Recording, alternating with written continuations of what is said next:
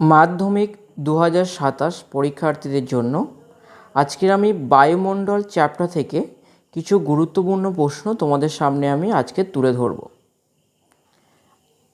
প্রথম এখান থেকে দেখো যে সমস্ত 5 নম্বরের যে কোশ্চেনগুলো আসবে সেগুলো আমি এখান থেকে প্রথম আলোচনা করব।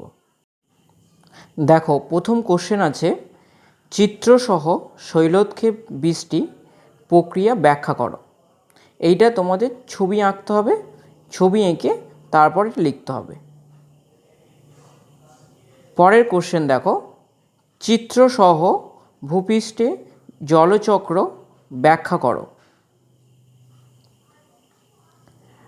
পরের কোশ্চেন দেখো, ট্রপোস্ফিয়ার ও স্ট্র্যাটোস্ফিয়ার স্তরের বৈশিষ্ট্যগুলি আলোচনা করো। এই তিনটে কোশ্চেনের মধ্যে দেখো এ কোশ্চেন যেটা আছে এর দাগের ওইটাতে স্টার মারা আছে, ওই কোশ্চেনটা কিন্তু তোমরা খুব ভালো করে করবে, এবছরের জন্য এটা বেশি ইম্পর্টেন্ট। তারপরে দেখো, পৃথিবীর নিরক্ষীয় নিম্নচাপ বলয় এবং মেরুদেশীয় উচ্চচাপ বলয় সৃষ্টির কারণগুলি চিত্রসহ ব্যাখ্যা করো। এই কোশ্চেনটাতেও স্টার মারা আছে, এটাও কিন্তু ইম্পর্টেন্ট একটা কোশ্চেন। দেখো লাস্ট কোশ্চেন, রাসায়নিক গঠন অনুসারে বায়ুমণ্ডলের স্তরবিন্যাস। তোমাদের এ আর ডি আর ই টোটাল তিনটে কোশ্চেন খুব ভালো করে করতে হবে, এগুলো বাড়িতে তোমরা লিখে লিখে প্র্যাকটিস করবে।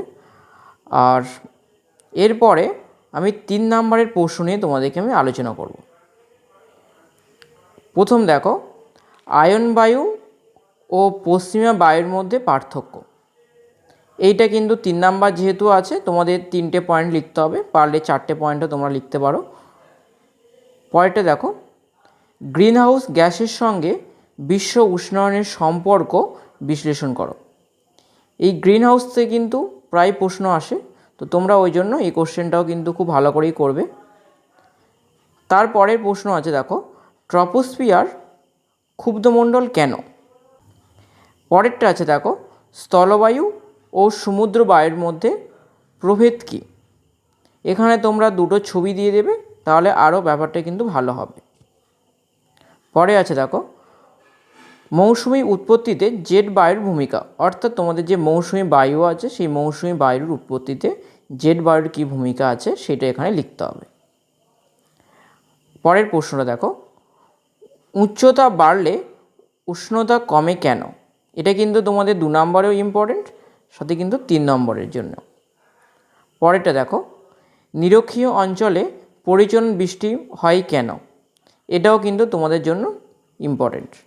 টোটাল আমি দেখো এখান থেকে যে কটা প্রশ্ন দিলাম প্রত্যেকটার মধ্য থেকে কিন্তু পরীক্ষা আসার চান্স আছে, ওই জন্য তোমরা এখান থেকে কোনোটা বাদ দেবে না, সব কটাই প্রশ্ন কিন্তু খুব ভালো করেই করবে। এবার দেখো 2 নম্বরের প্রশ্ন যেগুলো আছে, প্রথম আছে দেখো, শিশিরাঙ্ক বলতে কি বোঝো। অ্যালবেডোর সংজ্ঞা দাও। এখানে শিশিরাঙ্কটা কিন্তু ইম্পর্টেন্ট। অশ্ব-অক্ষাংশ কাকে বলে।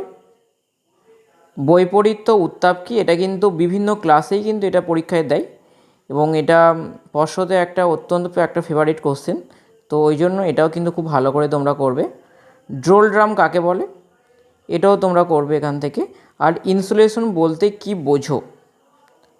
আমি এখানে পুরো চ্যাপ্টারটা থেকে আমি যে প্রশ্নগুলো আমার মনে হয়েছে সেগুলো আমি তোমাদেরকে দিলাম, এখান থেকে তোমরা মোটামুটি কোশ্চেনগুলো সব পেয়ে যাবে। এরকম আরও অনেক ভিডিও পেতে তোমরা চ্যানেলটা সাবস্ক্রাইব করে রাখো, কারণ বাকি চ্যাপ্টারগুলো কিন্তু আমি এইভাবেই আলোচনা করে দেবো।